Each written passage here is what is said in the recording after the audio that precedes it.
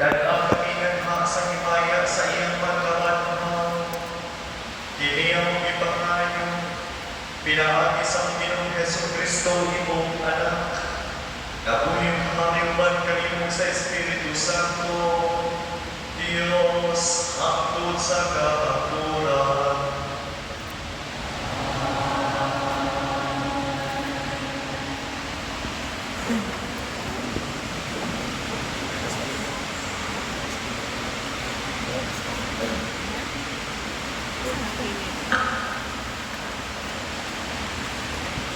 Sinunod, gikan sa kasama, kay Propeta Isaías. Misulti pag-usap ang Ginoong kang akas, pangayong milagro sa iyong Ginoong Diyos. Bisan kini ato sa kinahilanman sa siya, o sa kinatungan sa langit. Apan mingon si Akas, dili ako mangayo o dili ko sulayan ang Ginoo. O mingon si Isaías, Musa pamaki o balay ikabe, dili pabaki ko ang iyong pagsamo sa mga tao, nga imo na manusab kasamuhon ang Diyos. Musa ang Ginoo kayo, muharap kanino timaan, o kini mao ako sa kabatan-ong dalaga, manangtod o muanak o sa kalalaki. O nandan siya, Emmanuel. Ang pulong sa Ginoo. Salamat sa Diyos.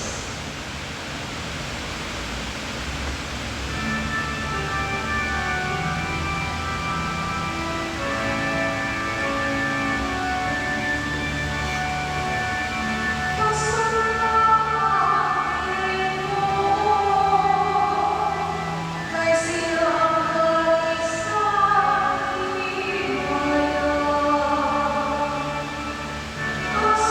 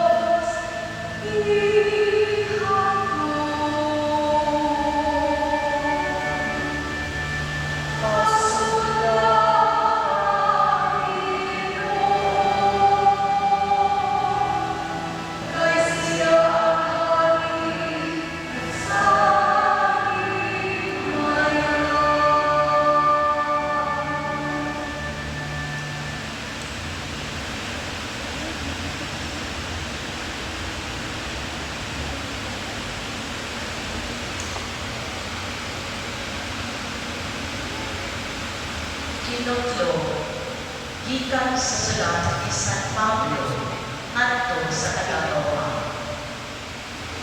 Gikan kang Pablo nga ulipon ni Kristo Jesus, ipili pagka-apostol o gitawag sa Dios ang magwali sa maayong balita. Ang maayong balita ugay ng isaat sa Dios, pinaagi sa iyang mga propeta o gisulay niya sa balaang kasulatan. May pamagkili sa iyang anak, ang atong Ginoong Jesucristo. Sa iyang pagkatao, kaliwat siya ni David. Sa iyang espirituhanong pagkabalaan, ipadayag siya na anak sa Diyos upang sa dakong kahon, pinaagi sa iyang pagkabanhaw. Pinaagi kaniya tungkol sa iyang ngalan, ihatagan ako sa Diyos o katungod sa pagka-apostol, aron pagkapit sa tanang katawhan, aron mutuo sila o kutuman. Laking kamo nga anaa sa Roma, nga gitawag sa Diyos, aron maiya ni Jesucristo. Pagkang isulatan ko kamutanan, diha sa Roma, nga gidugma o gitawag sa Diyos, aron mahimong iyang katawhan. Hatagan mo na ang grasya o kalinaw sa Diyos, atong amahan, o sa Ginoong Jesucristo. Ang pulong sa Ginoo. Salamat sa Diyos.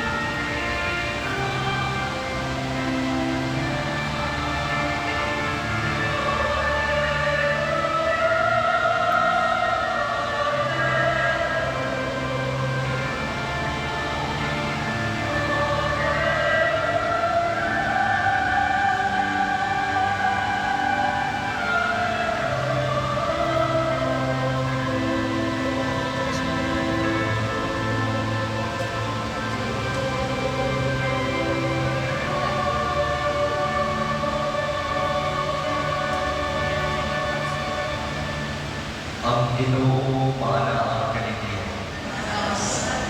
Kinudlugikan sa Ebanghelyo sumala ni San Mateo.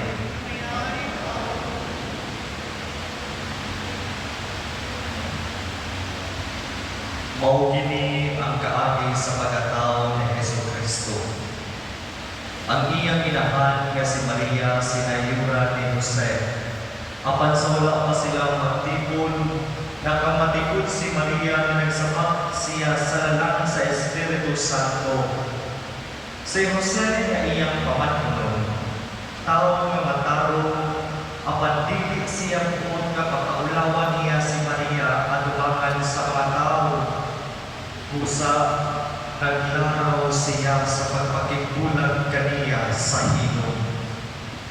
Samtang naguna siya niini, mipakita kaniya ang usa ka angel sa Ginoo pinaagi sa damgo ug miingon, Jose, kaliwat ni David, ayaw kahadlok pagpangasawa kang Maria, kaya iyang gisabak lalang sa Espiritu Santo.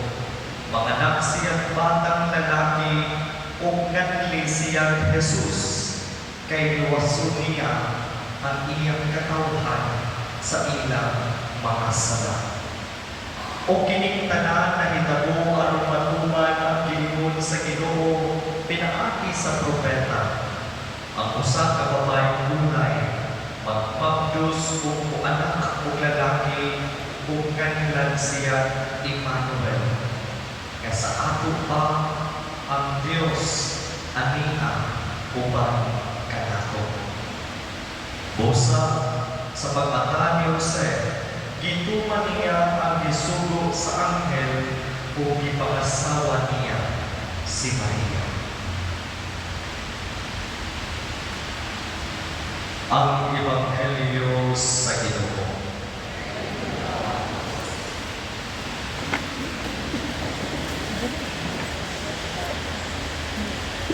Mangigsuon ko niya ni Kristo, maayong hapon kanilang tanan.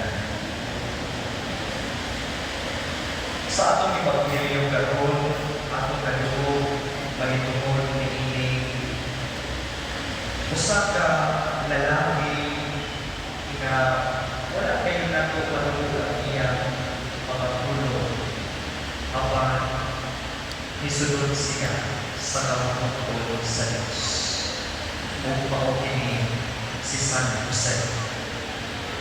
Sa upat ka Ebanghelyo may sumulod ng Kristo, duha ka sa Ebanghelyo ang nag-islot mahitungod kaniya na maukini usa sa Ebanghelyo karon sa Ebanghelyo ni San Mateo kung ganito ang Ebanghelyo ni San Lucas. Apan kung atong tanaw, bisag masama na to ang pinalimutan, wala din siya'y pulong nga gisulti. Apan nakita nato ang iyang mga buhay. No recorded words, but a lie that speaks loudly. Kung gano'n panutingon ka na ganayon ka nagpaway nga nagingon, actions speak louder than words. Kung maupay kini ang ipakita ni San Jose diha sa iyang kinabuhi. Kasama sa atong nadungog karon siya. Nagpuyok siya nga matarong o maadlon sa Dios. A just and God-fearing man. Bisan pa sa kahintang nga lisod sakton sulti sa itong Ebanghelyo, di niya gusto nga pagkapanawan o silutan si Maria nga daw nakalapas sa ilang saad sa pagkapatiluhan. Instead of choosing judgment, he chose love and mercy. Tingnan na ba sa atong kinabuhi? Magpalamo ang atong kasakit, kasuko, sa atong kaluoy o sa atong pagpagiguma. Kumusta man ta diha sa atong pamilya, kung man ang ilabaw, kasakit, kasuko, kasina, garabo, o ang pagpaubos, ang lupa, o kaluoy. Mga igsoon, bisan pa sa kahadlok nga masayo ang pagsabot sa uban, gidawat ihapon ni San Jose si Maria diha sa iyang paninanay. O before that, sa wala pa siyang desisyon, likod kaayo ang atong nakita niya ni San Jose. Nagamoyong siya, nag-ampo siya sa Diyos, o tungkol niini sa dampo, ihanagad siya Diyos o kasiguruhan, gagitawag siya nga mahimong bana ni Maria. Mituman siya sa mensahe sa Diyos o kinawag ka Maria ingon sa iyang na iyang asawa o ini anak na gisabak niya nga mao ang atong ang gipaamon nga manuluwas.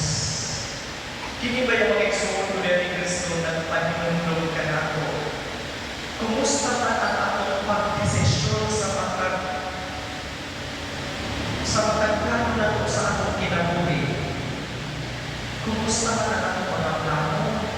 Atong mabaling ikakudaan?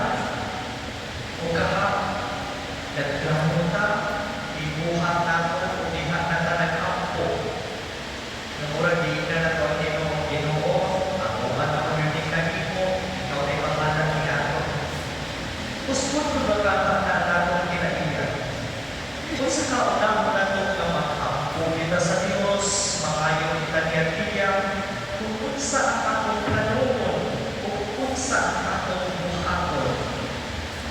kung siguro ko, di gayon kita niyang magyaso.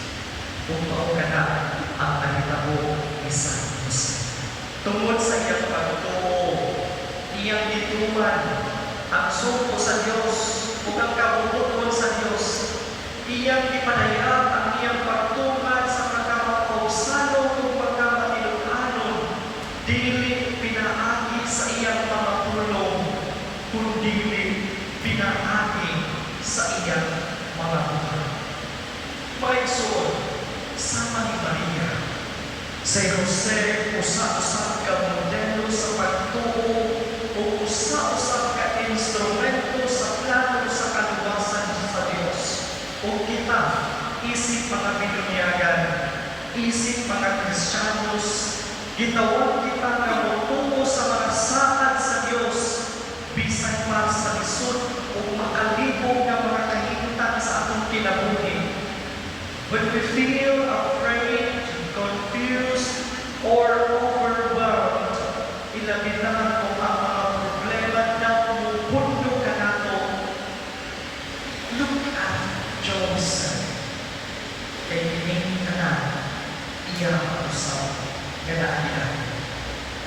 Sama kaniya, di kita makalimot sa pag-ambo o sa pagpangayo, iya sa Diyos sa panahon sa pagsulay. Kung tanaw mo na nato susino ng atong kinabuhi, kung kita karon nag-antos inuman nato si Jose, sa dihang nasayra niya nga nagpapyo si Maria, sa dihang wala sila pasutla, bisag usa na lang kabalay ang mga anak si Maria, o sa dihang napupo silang mulayas ngadto sa laing yuta aron luwason ang bata, si Jose uban ni Maria, naglatutay sa kasakit o mga pagsulay alang sa kabubuton sa Diyos.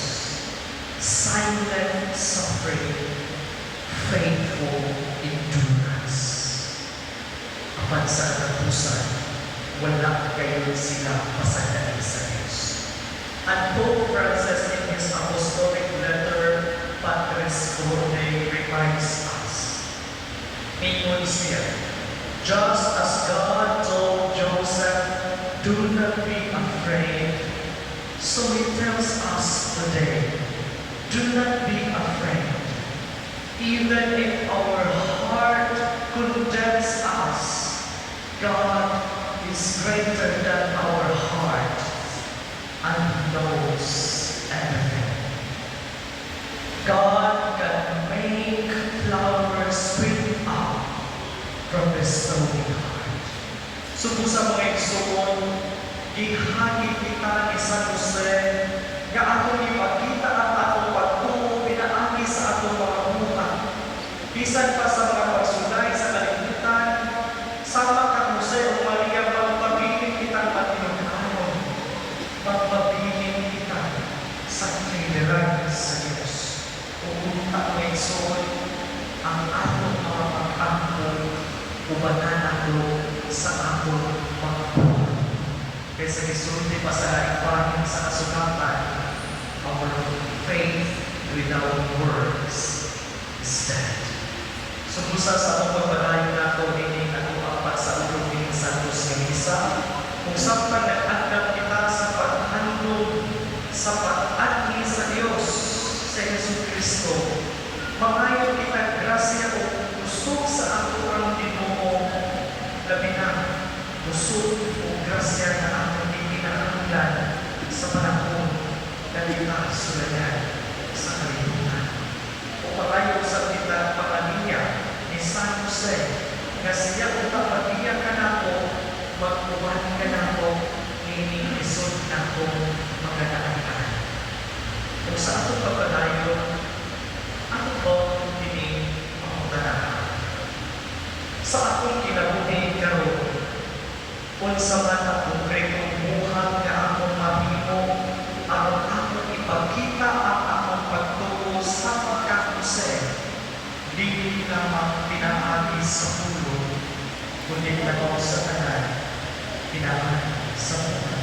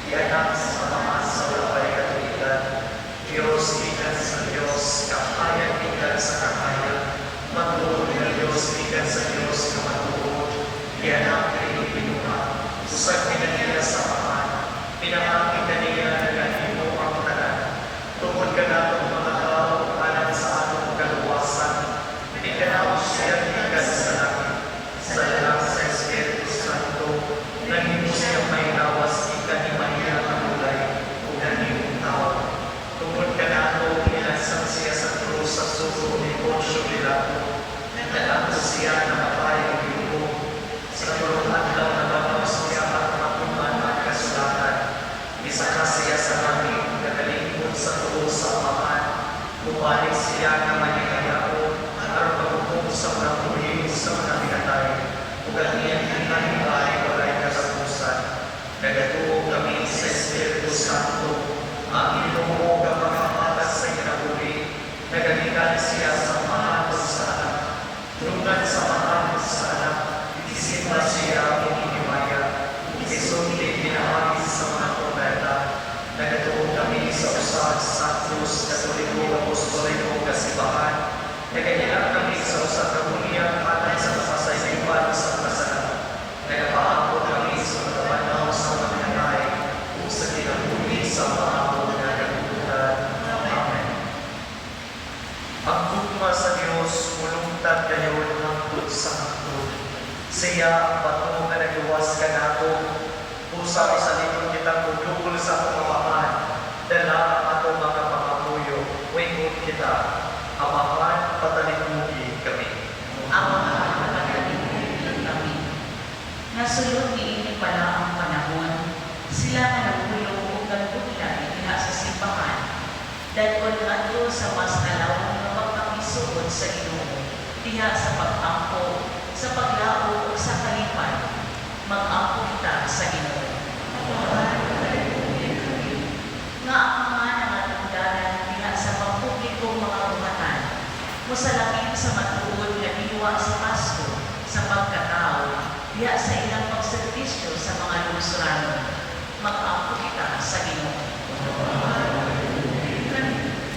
Na ang maplos na mga inahan, ang mabata na nagtubo sa ilang mga sabakan, ang mabata na ipakatao karong adlaw, o kanong mga bata na isanikway, o biktima sa mga pagpapabuso, mapanalindan o matagal sa ilang tawahanong bibida, mag-ampo kita sa Ginoo.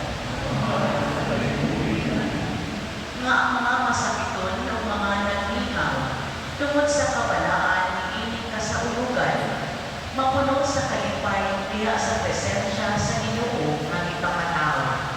Mag-ampo kita sa Ginoo. Nga imo utang isipon nga tapos o mapuslanon anak kanamo, nga ang halangdong pinupilong maumot, mabayaw na ngadto sa altar sa mga santos. Mag-ampo kita sa Ginoo. Nga ang mga makatao na bata, mula lang sa iyang kahayag na walay pagkabalo, ngadto sa tanang matuhod nga mihalin na, ilabi na sa retinda, mag-ampo kita sa Ginoo. Maluluyong amahan, dumdam ang mga pag-ampo o itugot ang among ipangayo ng budok sa pagtuo na ako kayong panawat, tinaagi ni Jesu Cristo, imong anak, na buyong hari hangtod sa